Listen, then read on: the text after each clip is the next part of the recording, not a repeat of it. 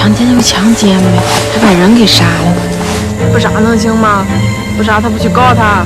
The town's artificial lake. A naked woman's body was found. The girl was raped and strangled to death. The murderer carved a crosshair on the back of her thigh. The murderer carved a crosshair mark on the back of her thigh. The forensic pathologist Lao Chu took evidence from the scene. He took the photos home and developed them for research. His daughter Xiaoziu, who just started junior high school, seems to be very interested in the case. She not only watched the scene, but also looked at the photos. It's the first time there's been a body dumping case in the town. Even the students got together to discuss it. Chu was sitting in her seat, looking up the meaning of rape in the dictionary. An adolescent girl, she touched the adult world without knowing it. On the day off, Chu picked a deserted place where no one was around, to practice singing and dancing. Suddenly he caught a glimpse of a figure hiding not far away. He chased after the figure, but the man disappeared. Xiao Chu didn't take it seriously. That day, he followed his teacher to an old people's home to give a sympathy performance. Xiaoziu was assigned to the room of a paralyzed old man. He was assigned to read to him. When the old man closed the door, he mysteriously took out a book from under his pillow, and took out a book for adults. He asked Chu to read to him. Xiao Chu didn't understand the language. He picked out the passages that he could read and read on. The old man leaned on the bed and listened to the book with a glowing face. He couldn't help but kiss Xiaoziu. Xiaoziu was scared, but the old man's words got the girl. 爷爷啊，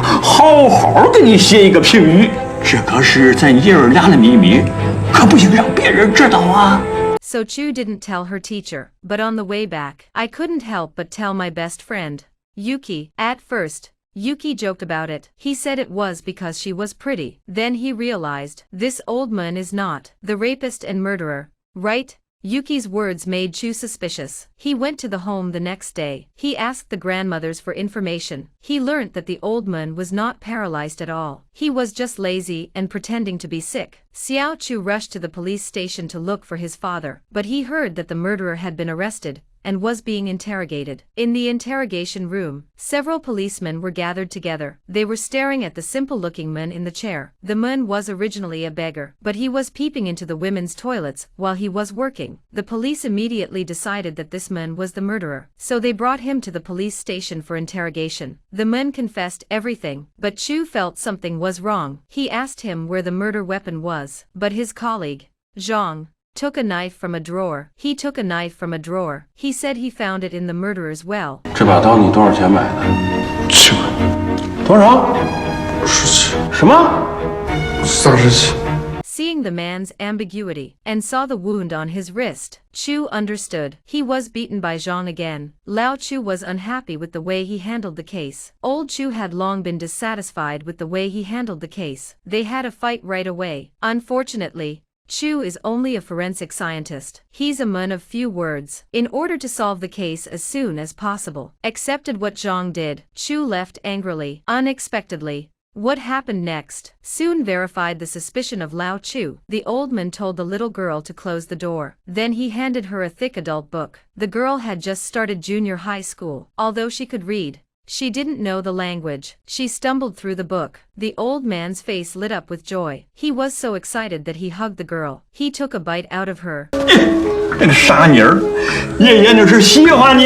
The recent rape and murder case in the town. So Chu was wary of the old man. He went to his father, the forensic doctor, for help, but he heard that the murderer had been caught. But within a few days, a second rape and murder occurred. A second female body was found under a bridge, same as Qian's. Not only had she been violated, a cross mark was left on her thigh. The two cases were obviously committed by the same murderer. The police chief also realized the culprit in the last arrest was old Zhang. He was beaten into submission, but the police were too embarrassed to say so. They had to leave it to Chu to find a solution, so he pretended to escort the prisoner. He uncuffed the man on the way. Then he and his colleague got out of the car to eat watermelon. The man saw that it was the right time. He jumped out of the car and escaped under the watchful eyes of the two men. At this time, Xiaoziu went to the abandoned site again, singing and dancing alone. The figure of the peeper also appeared again. Xiao Chu followed the sound. She saw a boy in a tin room, fiddling with a tape recorder. The boy ran away. The tape recorder he left behind. He had recorded the song that Xiaoziu had just sung. Xiaoziu realized he was scared. He told his father about it. The old man invited the boy to the police station for tea. Then he scolded Xiaoziu. Adolescent girls want to be pretty. At the moment, it seems to have become Xiaoziu's, the original sin of being spied on by boys. 知道什么叫苍蝇不叮无缝的蛋吗？ Xiao Chu was angry but couldn't do anything about it. Suddenly, he envied his friend Yuki, although she's a repeat student, but she's pretty and dresses up a lot. She even has an off-campus boyfriend. But Xiao Chu didn't know. Shui doesn't like the gangster called Zhao Fei. She only used him to protect herself. But Zhao Fei took him seriously. He even wrote down his oath in a bomb shelter. 张雪和赵飞永结同心。